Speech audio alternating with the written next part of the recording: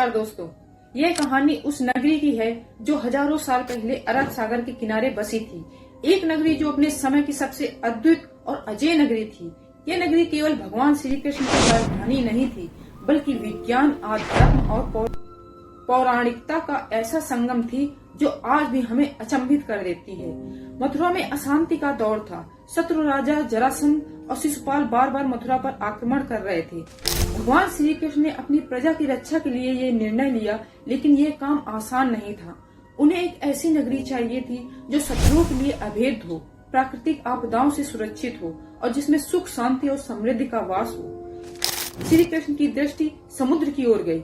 उन्होंने सोचा समुद्र के किनारे एक ऐसी नगरी बसाई जाए जो न केवल प्राकृतिक सौंदर्य से भरपूर हो, बल्कि विज्ञान के अद्भुत चमत्कारों का भी साक्षी बने। उन्होंने देवताओं के शिल्पकार विश्वकर्मा को बुलाया। विश्वकर्मा ने श्री कृष्ण की इच्छा को समझते हुए कहा, यह नगरी न केवल एक संरचना होगी, यह भविष्य की तकनीक और आध्यात्मिक ऊर्जा का मिश्रण होगी। विश्वकर्मा ने समुद्र के देवता से निवेदन किया कि वे समुद्र को थोड़ा पीछे खिसका दें ताकि द्वारका का निर्माण किया जा सके। यह नगरी न केवल भौतिक संरचनाओं से भरी थी, बल्कि ये ऊर्जा और विज्ञान का अद्भुत संगम भी थी। द्वारका की संरचना इतनी अद्वितीय थी कि इसके 7 विशाल द्वार हर दिशा से सुरक्षा प्रदान करते थे। यह नगरी इतनी उन्नत थी कि यहाँ के महल और भवन क्रिस्टल ऊर्जा से जगमगाते थे। कहा जाता है कि द्वारका में प्रयोग की गई यह ऊर्जा एक प्रकार की सौर ऊर्जा थी जो मंदिरों और महलों को रात के समय भी उजाले से भर देती थी। द्वारका में हवा का प्रवाह ऐसा होता था कि हर कोने में ठंडक और स्वच्छता बनी रहती थी। इस नगरी के जल स्रोतों को वैज्ञानिक तरीके से बनाया गया था। जल निकासी से जोड़ा गया था जिससे बाढ़ या समुद्र की लहरें नगरी को नुकसान न पहुंचा सके। द्वारिका केवल विज्ञान का केंद्र ही नहीं थी, ये अध्यात्म का भी स्थान थी। यहाँ के मंदिरों में हर दिन श्री कृष्ण की पूजा होती थी। नगरी की हर कोने में भगवान की उपस्थिति होती थी। श्री कृष्ण स्वयं इस नगरी के हृदय में थे। कहा जाता है कि जब कोई द्वारका में आता था, उसे एक अद्भुत आध्यात्मिक ऊर्जा महसूस होती थी, मानो नगरी का हर पत्थर, हर महल भगवान की लीलाओं का साक्षी हो। द्वारका में एक विशेष प्रकार की साउंड वेव का उपयोग किया गया था, जिनसे नगर में शांति और संतुलन बना रहता था।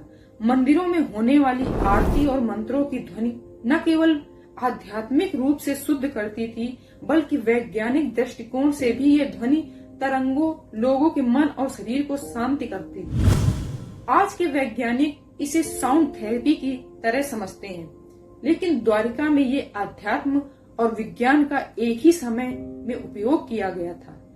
द्वारिका श्री कृष्ण के लिए एक नगरी नहीं थी, यह उनकी लीला का केंद्र था। यहाँ से उन्होंने अपने जीवन के अनेक महत्वपूर्ण निर्णय लिए। यही वह स्थान था जहाँ श्री कृष्ण ने अपने प्रिय मित्रों और परिवार के साथ जीवन के अनमोल क्षण बिताए। श्री कृष्ण की आध्यात्मिक शक्ति और उनके विज्ञान सम्मत दृष्टिकोण ने द्वारिका को एक स्वर्णिम नगरी बना दिया था। यहाँ का हर नागरिक समृद्ध था और हर व्यक्ति सुखी था।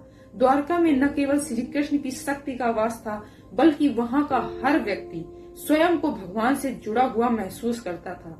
समय बीतता गया और द्वापर युग का अंत निकट आया। महाभारत के युद्ध के बाद जब श्री कृष्ण ने अपने जीवन के कर्तव्यों को पूर्ण कर लिया, तब उन्होंने इस संसार को त्यागने का निर्णय लिया। यह वह क्षण था जब द्वारका की कहानी अपने अंत की ओर बढ़ रही थी। जैसे ही श्री कृष्ण ने पृथ्वी से विदा ली, समुद्र ने अपनी सीमा को फिर से विस्तारित करना शुरू कर दिया। एक दिन द्वारका नगरी समुद्र की लहरों में समाने लगी। कुछ लोग कहते हैं कि ये भगवान की लीला थी, तो कुछ इसे एक प्राकृतिक आपदा के रूप में देखते हैं। वैज्ञानिक दृष्टिकोण से द्वारका के डूबने का कारण एक टेक्टोनिक प्लेट शिफ्ट हो सकता है, जिसमें समुद्र के नीचे भूकंप आया और द्वारका समुद्र में समा गई।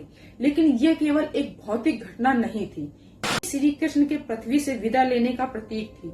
जब वे गए तो उनके साथ उनकी नगरी भी चली गई, जैसे कि वह नगरी केवल उन्हीं के लिए बनी हो। आज द्वारिका समुद्र की गहराइयों में छिपी हुई है, लेकिन इसका रहस्य और विज्ञान आज भी हमें चौंकाता है।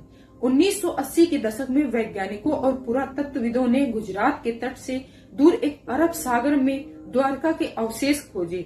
समुद्र के नीचे मिले प्राचीन अवशेष इस बात का प्रमाण है कि द्वारका वाकई अस्तित्व में थी।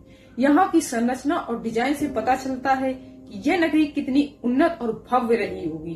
द्वारका नगरी का अंत हुआ, लेकिन उसका अध्यात्म और विज्ञान आज भी जीवित है। यह कहानी केवल एक पौराणिक कथा नहीं है, यह एक अद्वितीय उदाहरण है कि कैसे प्राचीन भारतीय सभ्यता ने विज्ञान और अध्यात्म को एक साथ मिलाकर अद्भुत नगरी का निर्माण किया। द्वारका हमें सिखाती है कि हमारी सभ्यता कितनी उन्नतशील थी और भगवान श्री कृष्ण की लीला केवल अध्यात्म तक ही सीमित नहीं थी, बल्कि उनके विज्ञान और तकनीक का अद्भुत मेल। यही कारण है कि द्वारका आज भी हमें प्रेरणा देती है और रहस्य के पर्दे में छिपी रहती है।